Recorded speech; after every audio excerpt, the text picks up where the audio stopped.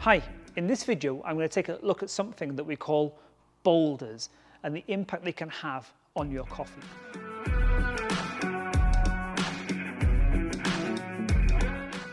When I was testing hand grinders for my last video, the one thing I looked at was the consistency of the grind, and in particular the number of large particles that came through into the grind, larger than perhaps I would have liked. Now we call these large particles boulders.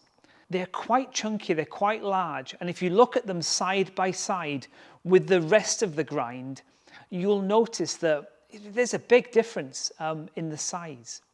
And one of the problems is that water doesn't tend to penetrate into those particles, particularly where brew times are very short.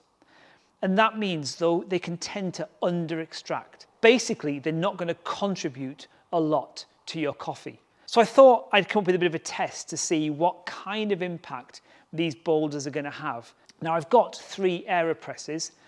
The first one contains just the grind. It's like my control Aeropress. It's just got all the grinds mixed in. For this middle Aeropress, I've used a sieve shaker, and I've shaken it for a while and I've separated out the boulders from the finer particles. And in this middle Aeropress, all I've got are boulders. And finally, my third Aeropress, I've got all the other grinds. So this has got the boulders removed. And I'm kind of interested to see what the difference is between this, where the boulders are removed, and this one over here, where there are boulders. So here we have the 3 Aeropress brews, and I'm going to taste each one in turn. But before I did this, I took a little refractometer test to look at the strengths of all of them. And I'm going to put this in a bit of context as to why I'm doing this. It kind of follows on from my last video where I thought it'd be a nice thing this summer to head out and see if I can make a passable flat white on the fells.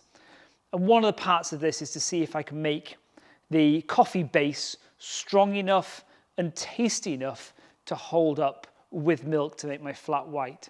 And I was thinking about those boulders, and I kind of worried a little bit that they may impinge on the kind of overall character, strength and flavour I was looking for. And to be honest with you, I really had no idea how this was going to work out. This first one, where you've got the whole grind mixed in here, hit 8.5% strength, and the boulder's got 7.7% strength, so expect it to be a little bit less.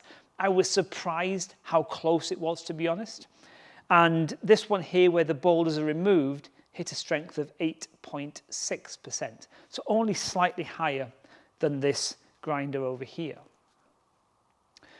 To give you an idea, if you're not sure of what we mean by strength, when we're kind of talking about espresso strength, we are looking at kind of 8% or above, 8, 9, 10%, maybe a little bit higher. I tend to find that the more drinkable espressos are around about the 8% mark. So let's taste these coffees.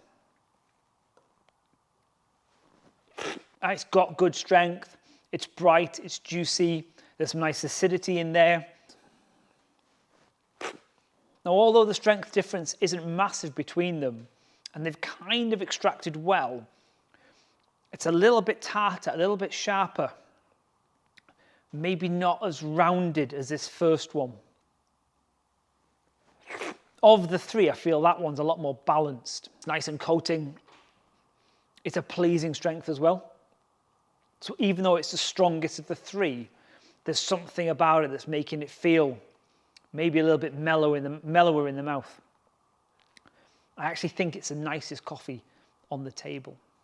So I was a little bit surprised by some of the kind of results and findings here. I didn't expect this middle bowl with just the boulders to hold its own so well against the others. I thought it would have more of a negative impact. 7.7% strength wasn't a million miles away from the 8.5 here, and the coffee didn't taste too bad.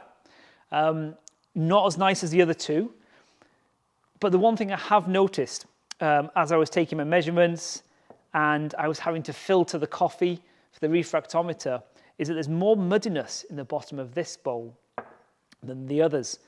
And that seems strange because these are supposed to be bigger particles. And what I think is happening is that during the grinding process, there's a lot of static built up. And I think a lot of very, very fine particles are actually adhering to the surface of these boulders. So actually what's in this middle bowl is a little bit of a mix. It's some boulders with some fine particles mixed in, and that might explain why it held its own so well. Definitely the nicest on the table was the one without the boulders, absolutely. Although I had no issue with this first coffee over here. In terms of implications, I don't know what it means. Some people swear by sieving coffees. I'm not sure if it's worth all that effort. I'm not sure whether it's had the kind of negative impact that I expected. In terms of going out on the fells and producing this flat white, maybe, possibly, this is going to produce a nicer coffee. So I'll give it some thought to see if it's worthwhile going to the trouble of sieving out all those boulders out on the fells. If you've got any thoughts, comments or questions about this or anything else, please feel free to get in touch. Your likes are really appreciated and your subscribes are really welcomed. Thanks for watching and have a great day.